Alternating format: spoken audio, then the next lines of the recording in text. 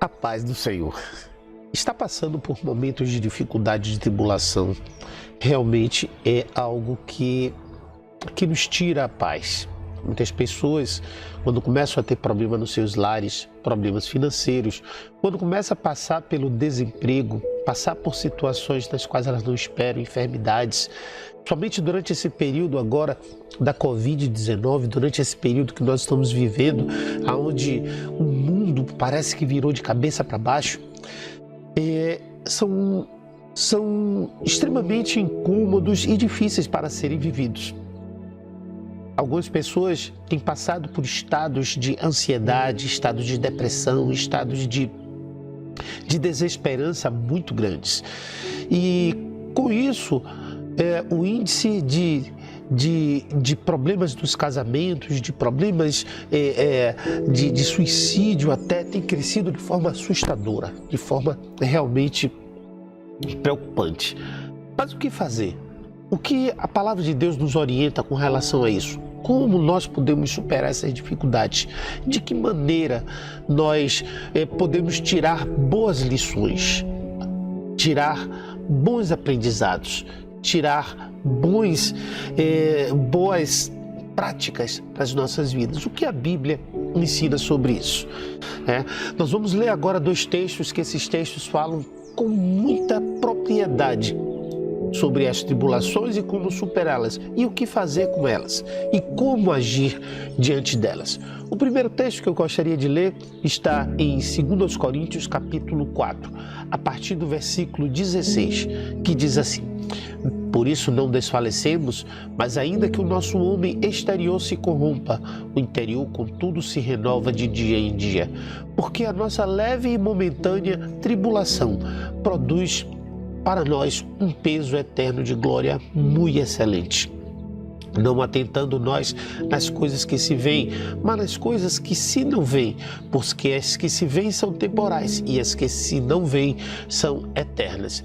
Eu vou mesclar esse texto com outro texto que está em Romanos, no capítulo 5, que fala a partir do versículo 3, capítulo 5, versículo 3, 4 e 5, que diz assim: e não somente nisto, mas também nos gloriamos nas tribulações, sabendo que a tribulação produz paciência, e a paciência a experiência, e a experiência a esperança.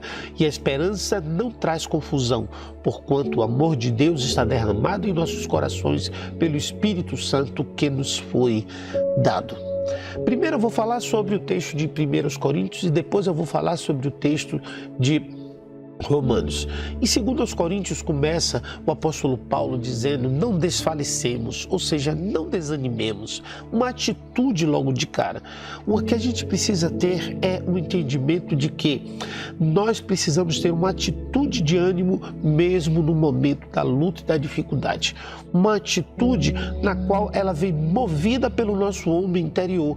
Porque quando o apóstolo Paulo diz que o homem exterior se corrompa, ele está dizendo que o homem exterior se canse, o homem exterior se degrade, o homem exterior se entristeça.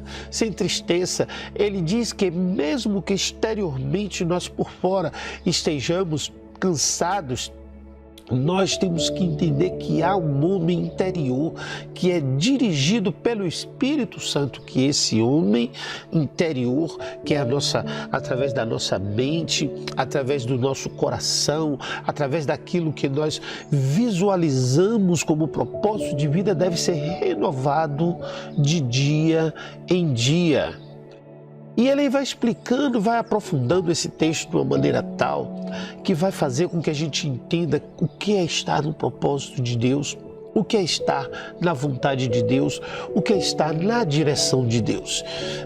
E aí ele diz assim, porque a nossa leve e momentânea tribulação produz para nós um peso eterno de glória muito excelente. Um peso eterno de glória. Oh, glória! Olha aí, ele diz assim, a nossa leve e momentânea, ou seja, vai passar tribulação, produz, gera, está criando, está construindo, está edificando, está produzindo para nós um peso eterno de glória muito excelente. Está gerando, fazendo acontecer, está produzindo, está construindo algo que é pesado, algo que é impactante, algo que faz a diferença, algo que é difícil de ser removido, de ser tirado, de ser eliminado, de ser removido.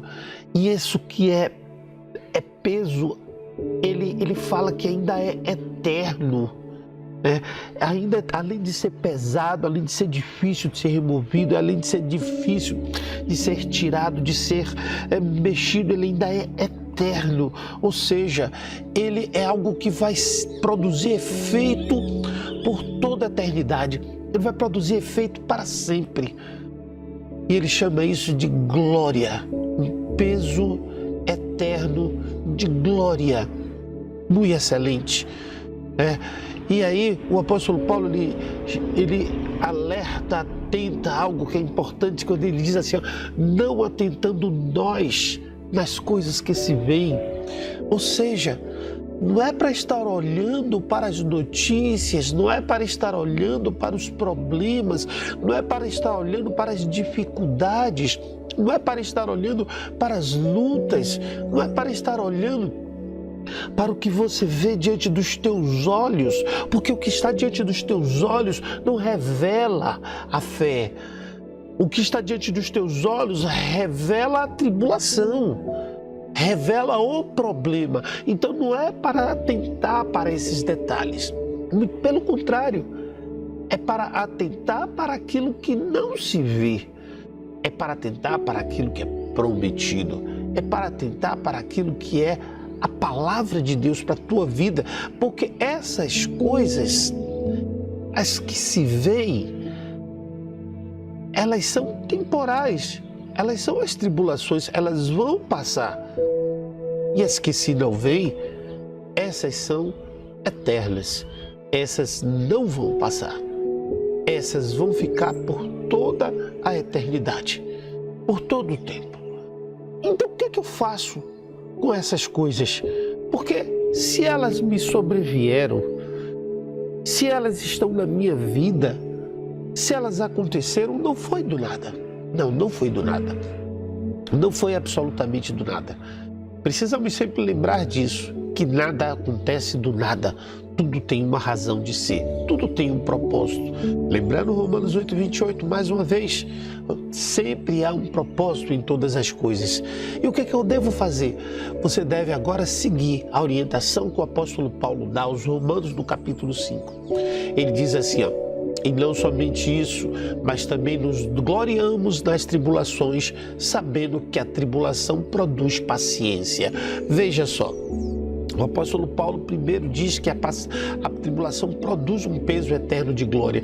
E essa glória é que nós devemos estar traduzindo em nossa vida como alegria.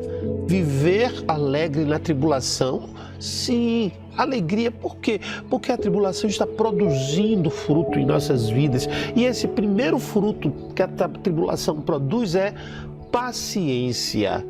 Paciência. Certa feita, eu ouvi uma pessoa dizer que pedia a Deus paciência e Deus só mandava tribulação. Ela pedia a Deus paciência e Deus só mandava tribulação, porque o propósito da tribulação é produzir em você paciência. Se você hoje está impaciente, a tribulação está acontecendo é porque Deus quer que você se torne mais paciente. Tenha paciência. A palavra de Deus diz que nós não podemos andar ansiosos, mas nós devemos andar quietos. A paciência é a quietude, é a paz, é a tranquilidade, com a certeza de que aquilo vai passar. A paciência é a virtude daqueles que não têm pressa. Você não precisa ter pressa porque você tem algo que é eterno que se está se construindo. Você tem algo que é profundo que está se construindo. E essa eternidade, essa profundidade de que Deus está construindo para a tua vida vai ficar o tempo todo. A segunda coisa que a Bíblia fala que a tribulação produz é a experiência. Olha só. E a paciência, a experiência. O que é experiência? Certa feita, eu fui procurar um emprego logo no meu início de vida e eu tinha uma plena convicção da minha capacidade intelectual e da minha capacidade também como na área que eu iria procurar aquele emprego, mas o chefe, a pessoa a quem eu me dirigi, disse assim: olha, eu quero uma pessoa com experiência, e eu não tinha tido nenhuma experiência ainda naquela área, mesmo sabendo todos os conceitos, mesmo sabendo toda a teoria, eu não tinha a prática. Muitos de nós, irmãos, lê a Bíblia aqui, nos gloriamos nas tribulações, e aí às vezes as pessoas vêm falar conosco, a gente sabe dar tapinha de ombro tapinha nos ombros dela, dar um abraço e tudo mais, mas na verdade a gente precisa aprender mais do que simplesmente dar só a palavra. Quando você passa pela tribulação, você não vive somente a palavra, mas você vive a experiência, e quando você vive a experiência, você sabe exatamente que realmente vai passar, e sabe realmente o que aquilo ensinou para você, e sabe uma terceira coisa, o que fazer dessa situação. Por isso eu posso falar aqui para você que a tribulação ela produz frutos muito ricos nas vidas das pessoas, porque esses frutos fazem com que ela se torne capaz de ajudar outras pessoas. Esses frutos fazem com que ela se torne capaz de enxergar o futuro, de ver a frente da tribulação e não só olhar para esse momento.